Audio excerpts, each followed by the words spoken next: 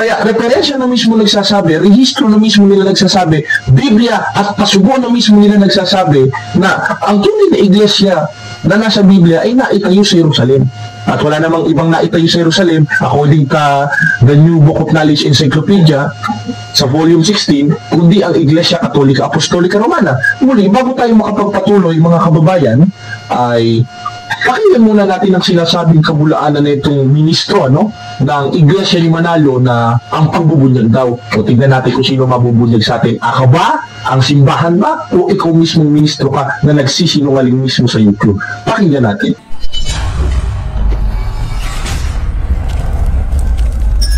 Sumayin niyo ang kapayapaan ng Diyos muli sa awat tulong ng Diyos, mga kababayan, mga kapatid, ay may panibago na naman tayong episode ng ating palatuntunan ng dating landas. Muli, para hindi na tayo makapagtagal, ay ano ang purpose ng ang dating landas? Kasi maraming nagsasabi na ito daw ay puro paninira lang, pang-aaway lang. Kung tayo nakikipag-away ng laman, matagal na tayo nakipagsuntukan at nakipaghampasan ng Biblia. Bagamat nang sabi ni Apostol Pablo sa 2 Korintios 4:5, ganito ang ating mababasa. Sapagkat ang sandata ng aming pakikilaban ay hindi laban sa laman. Pag sinabing hindi laban sa laman, suntukan ba? Hindi naman suntukan Kaya yung mga namamaratang sa atin na tayo doon nakikipag-away ng laman, mali yun. Nakikipag-away tayo spiritual. Because according to the Bible, they have a spiritual kind of warfare. At yun ang ilalabanan nila Kristo. Aral sa aral, hindi laman sa laman. Bakit? Basahin natin ang 7:7-1. Kung ang sino man tao nag-iibig gumawa ng kanyang kalooban, ay makikilala niya ang turo. Ngayon, mga kababayan, mga kapatid, ay may papanood kami sa inyo na isang pamamaratang ng ministro ng Iglesia ni Manalo. Bagamat ng una, ang ating mga naitalakay tungkol sa Iglesia ni Manalo ay kung totoo ba na ang Iglesia ni Cristo na nasa Biblia na naitatag noong 33 AD, ay yun rin ba ang Iglesia ni Cristo na naitatag noong 1914? Mapapanood niyan sa mga dati nating episode ng Ang Dating Landas at meron rin tayong episode na sinagot natin yung ministro niya na ang likas na katangian ng ating Panginoon Kristo o nature niya ay Diyos at tao, hindi tao lang, gaya ng sinasabi ng mga ministro niya. At napakadami nating video ukol dito sa maling iglesia na ito na lumitaw lamang noong 1914 na ayon sa mga aklat ay kulto. Basahin natin ang referensya, mga kababayan, dito sa aklat na isinulat ng nagsusuri. Sige, hanapin natin dito. Ayan, ipahanap natin sa kapatid na JB. Ayan. Dito sa, ipakita natin sa Ayan, si kapatid na JB kasi nandito, mga kababayan. Ayan, itong The New International Dictionary of the Christian Church ni Douglas noong 1978. Transliterated na pala ito, kapatid na JB, sa sa Tagalog. Nung sa pahina 776, ang Pilipinas ay gumawa ng sarili nitong mga kulto. Gumawa pa ng Pilipinas ng kulto? Yun. Higit sa lahat, ang Iglesia ni Cristo o Church of Christ na itinatag noong 1914 ni Felix Manalo. Yun naman pala Kaya referensya na mismo nagsasabi, rehistro na mismo nila nagsasabi, Biblia at pasugo na mismo nila nagsasabi na ang tunay na iglesia na nasa Biblia ay naitayo sa Jerusalem. At wala namang ibang naitayo sa Jerusalem according to the New Book of Knowledge Encyclopedia sa volume 16, kundi ang Iglesia Katolika Apostolika Romana. Muli, bago tayo makapagpatuloy, mga kababayan, ay pakinggan muna natin ang sinasabing kabulaanan na itong ministro ng Iglesia ni Manalo na ang pagbubunyag daw. O tignan natin kung sino mabubunyag sa atin. Ako ba? Ang simbahan ba? O ikaw mismong ministro ka na nagsisinungaling mismo sa YouTube? Pakinggan natin. Tres, ngunit hayag na sinasabi ng Espiritu na sa mga huling panahon, ang iba'y magsisitalikod sa pananampalataya at mga kikinig sa mga espiritong mapanghikayat at sa mga aral ng mga demonyo na ipinagbabawal ang pag-aasawa at ipinag-uutos na lumayo sa mga lamangkati na nilalang ng Diyos upang tanggapin na may pagpapasalamat ng mga nagsisisampalataya at nangakaalam ng katotohanan. Mga kaibigan, nang ang mga tao'y iba na sinunod, iba ng aral na pinakinggan, ipinagpauda na po ng mga apostol. Magaganap ang pagtalikod. Ang sabi ng Apostol Pablo, sa mga huling panahon, ang iba'y magsisitalikod sa pananampalataya, mahihikayat na sumunod hindi na po sa aral ng Diyos. Hindi na sa aral na itinagoy ng ating Panginoon at ng mga apostol, kundi sa aral na po ng demonyo. Ano po ang ilan sa mga ibinigay na halimbawa na hindi po aral ng Diyos, kundi aral ng kalaban ng Diyos. Ang sabi, silang wika'y magbabawal ng pag-asawa, yan po'y natupad sa Iglesia Katolika Romana sa kanilang mga pari. At ang pagbabawal ng pagkain ng lamangkati o karne, natupad pa rin yan sa Iglesia Katolika Romana sa kanilang pagbabawal sa kanilang mga miyembro ng pagkain ng lamangkati o karne. Yan mga kababayan, ating narinig ang matikas na ministro ng Iglesia ni Manalo. Talagang wala siyang pag-aalinlangan sa pagsisinungaling, ano?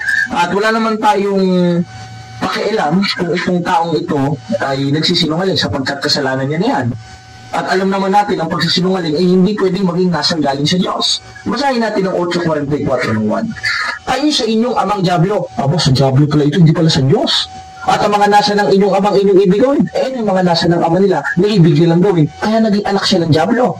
Mga kababayan, pakinggan nyo, ituloy natin ang talata sapagkat siya'y sinungaling. Aba, yung pagsisinungaling pala, o yung siya'y sinungaling, yung subject of the sentence nun, yung anak ng Diablo. Therefore, ayon sa Biblia, konsiderado kang anak ng Diablo kung nagsisinungaling ka. Tanong, yung pagbibintang sa isang relihiyon na wala namang silang doktrina pero ipagpipilitan mo na ayon sa Biblia, yun, sinungaling ba yun o hindi? Sinungaling. Kaya ng ministro na ito, hindi na lang natin papangalanan sapagkat hindi ko kilala ito eh. Nakita lang natin sa YouTube ang kanilang mga panloloko. Ngayon, binasa niya ang 4:1 ng unang Timoteo at ipinantungkol niya ito sa ating mga kaparian. Basahin natin. Ngunit hayag ang sinasabi ng Espiritu sa huling panahon nang ilang magsisipag-sitalikod sa pananampalataya at makikinig sa Espiritu mo panghikayat at sa mga aral ng demonyo na ipagbabawal ang pag-aasawa at ipag-uutos na lumayo sa mga lamangkati. Ngayon, yung sa pagbabawal sa pag-aasawa, ito daw ay doktrina ng Iglesia Katolika. Unang-una, dyan pala, palpak na siya eh. Nakita natin sa kanyang screen, meron siyang ipinalitaw na ang pananampalataya ng ating mga ninuno sa English, the faith of our fathers. At binasa niya iyon na walang pag-aalinlangan. Katunayan, hawak nga natin eh. Ang pananampalataya ng ating mga ninuno sa pahina 396. Basahin natin kung ito may utos o disiplina. Ito ang sinasabi mga kababayan. Ang disiplina ng Iglesia ay ipinatupad buhat pa sa pasimula. Ngayon, kung grammar check ang ating tatalakayin, hindi applicable ito sa 4:1 ng unang Timoteo. Sapagkat yung nasa 4:1 ng unang Timoteo, mga magsisipag-sitalikod sa huling panahon. Hindi naman sinabi sa pasimula. Samantalang yung disiplina nating mga Katoliko, ipinatupad buhat pa ng una. Ngayon, bakit sinabi ipinatupad buhat pa ng una? Sa kadahilan na ito'y galing kay Apostol Pablo. Basahin natin ang 7:1 ng unang Korinto. Ganito ang ating mababasa. Tingnan nyo, palpak talaga itong mga ministro na ito. Basahin natin ha. Sa 7:1 ng 1 Corintios, ganito ang ating mababasa. Tingnan nyo, pakinggan nyo mga kapatid ha. At tungkol sa mga bagay na isinusulat ninyo sa akin, mabuti sa lalaki ay huwag munang humipo sa babae. Sa papaanong paraan? Ayon sa ang pananampalataya ng ating mga ninuno, pagbabawalan sa pag-aasawa. Ngayon, may subject of the sentence dito kung sino yung pagbabawalan, hindi doktrina ng simbahan, kundi isang disiplina ng simbahan na buhat pa sa pasimula ay sinabi ni Apostol Pablo. Bakit? Dahil mabuti sa lalaki, huwag munang humipo sa babae. Ngayon, ang tinutukoy sa 4:1 ng unang Timoteo, yung pagbabawal sa pag-aasawa. At kahit kailan, walang doktrina ang Iglesia Katolika o tayong mga Katoliko na bawal mag-asawa. Bakit? Dahil kung bawal mag-asawa sa Katoliko, wala sana si Brother Jared. Wala sana si Father Darwin.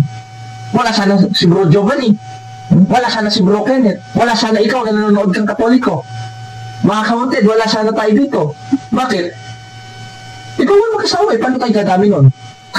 Di ba? Logic na lang eh. Ibigay mo, buong mundo, puro Katoliko. Kung ang doktrina naman pala sa ating bawal mag-asawa, di sana wala sa ating sakramento ng kasal. Bakit? Bawal pala mag-asawa eh. Tanong, contradiction ba ito? Hindi. Sapagkat ang nakalagay sa ang pananampalataya ng ating mga ninuno, sa pahina 396 ay isang disiplina, buhat pa sa pasimula. Samantalang ang subject of the sentence, sa 4:1 ng unang Timoteo, ay pumapatungkol sa mga magsisipag-sitalikod na sa huling panahon. Iba yung huling panahon kaysa sa unang panahon. At yung unang panahon na sinasabi na mula pa sa pasimula ay yung panahon ng mga apostoles, which is 33 AD. At yun ay disiplina ni Pablo sa 7:1 ng unang Korinto. Ngayon, sino ang subject of the sentence dito? Dun sa mga tumalikod. At isa na ang iglesia ni Manalo doon. Bakit? Dahil unang-una, nasa 4:1 ng unang Timoteo, ipag-uutos na lumayo sa mga lamangkati. Sa magandang balita Biblia, nakalagay, ipag-uutos lumayo sa mga pagkain. Kalang yung dugo, pagkain ba? Ngayon, bawal ba iglesia ni Manalo doon? Hindi sa kanila pala natupad yun, sila pala yung may aral ng demonyo. At meron pa silang isang doktrina na aral din ng demonyo. Ngayong sinasabi nila sa pagbabawal sa pag-aasawa, sila palang may doktrina nun. Pabasa natin yung kapatid na JB ayon dito sa isang referensya ang kanyang hawak. Pakibasa. Ayan, pagbabawal sa mixed marriage, pag-aasawa sa hindi INC, opisyal na doktrina. Ayon sa ilang INC na publikasyon, mahigit na ipinagbabawal ang pag-aasawa ng kaanib sa hindi kaanib ng iglesia. Hindi naman pala no?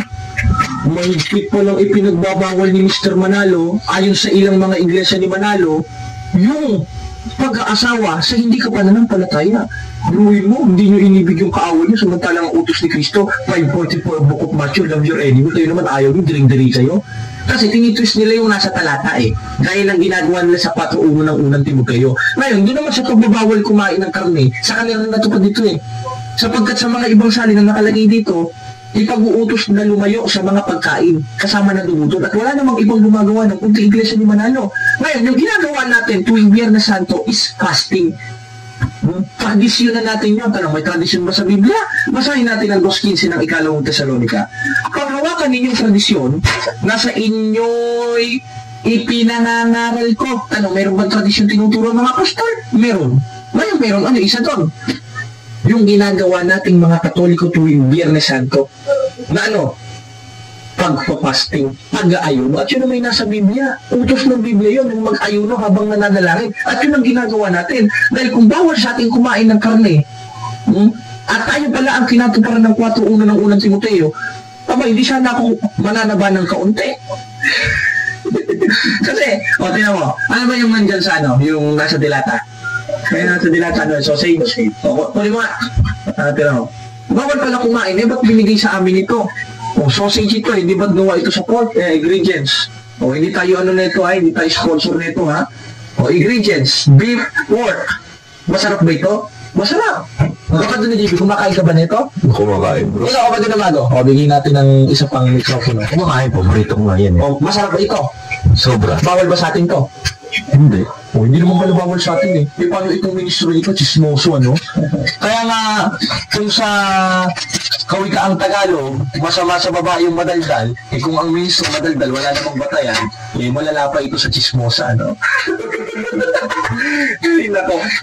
Kaya natin ngayon, mga kapatid, mga kababayan, kaya natin hinahalungkat itong mga ganitong klaseng pangliligaw ng mga ministro ng Iglesia ni Manalo, sapagkat ito'y delikado at madaling mapaniwala yung mga mahihinang Katoliko na hindi alam ang doktrinang Katoliko o pagtuong Katoliko sa Bisaya. Ngayon, mga kababayan, isang aral nila, natalikod daw ang Iglesia. Totoo ba ito? Pakinggan natin ang sinabi ni Kristo at pangako niya nung itinatayo niya ang Iglesia nasa Biblia sa 16 at 18 ng Mateo. Sa bagong tipan, ganito ang ating mababasa. Oy kay Pedro, sa ibabaw ng batong ito, itatayo ko ang aking iglesia. Kaba si Kristo wala nagtayo ng iglesia. At ang pintuan ng Hades hindi magsisipanaig laban sa kanya. Sa ibang translation, ang pintuan ng impyerno hindi magsisipanaig dun sa iglesia ang itinayo ni Kristo. Paano matatalikod na yung impyerno? Hindi pananaig na ibang anak pa nga ng impyerno na nagpasimula ng pagtalikod o apostasiya na tinutukoy sa 20-29-30 ng gawa. At kasama doon ang iglesia ni Manalo sa 4:1 ng unang Timoteo, sapagkat yung ipinaparatang nila sa 4:1 ng unang Timoteo, hindi applicable sa atin, kaya nung pagbabawal sa pag-aasawa. Dahil walang utos ang iglesia Katolika sa pagbabawal sa pag-aasawa, kundi yung sa atin ay disiplina, hindi official doctrine. Gaya ng sinabi ni Pablo sa 7:1 ng unang Korinto, ganun rin yung pagpapasting. Nasa Biblia yun. O kayo, mga iglesia ni Manalo, kaya nyo bang tutulan dito sa diskusyon? Hindi nyo kaya tutulan sa diskusyon ito. Kung kahit si Manalo ang hirap ninyo, Hinahamon kong mga iglesia ni Manalo ng harapan. Kakasaba kayo sa isang one-on-one debate. Mag-PM kayo sa akin. Huwag kayong comment ng comment.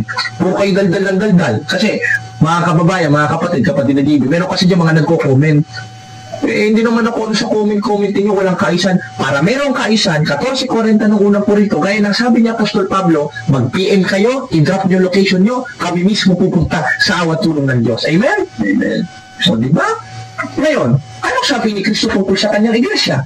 Ito'y hindi pananaigan ng Hades. Bakit? Nandito si Kristo At nasa panukalang walang hanggan ito 3:11 ng Epeso.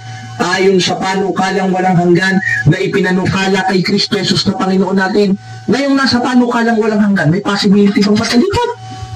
Wala, bro. Bakit?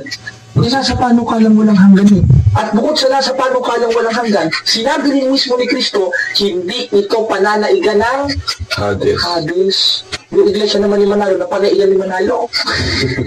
Nag-away-away silang magkakapamilya dahil sa pera. Ay, nako. Pinakulong. Huwag na natin banggitin, baka mamaya Kaya mga kababayan, makikita niyo pagsisinungaling. At bukod doon sa ang iglesia itinayo ni Kristo, hindi pananaigan ng Hades at nasa panukalang walang hanggan, may pangako rin dito si Kristo. Basahin natin sa 28:20 ng Mateo. Ganito ang ating mababasa. At ako'y sumasa inyong palagi hanggang sa katapusan ng panahon. Ano ikang sabi? Hanggang sa katapusan ng panahon. Hanggang sa katapusan ng panahon, tapos sabi panahon. Hindi pa. Umuulan na ba na po? Hindi pa, bro. Hindi pa masisira yung iglesia at hindi masisira ito dahil ang sabi ni Kristo, ako'y sumasa inyong palagi hanggang sa katapusan ng panahon.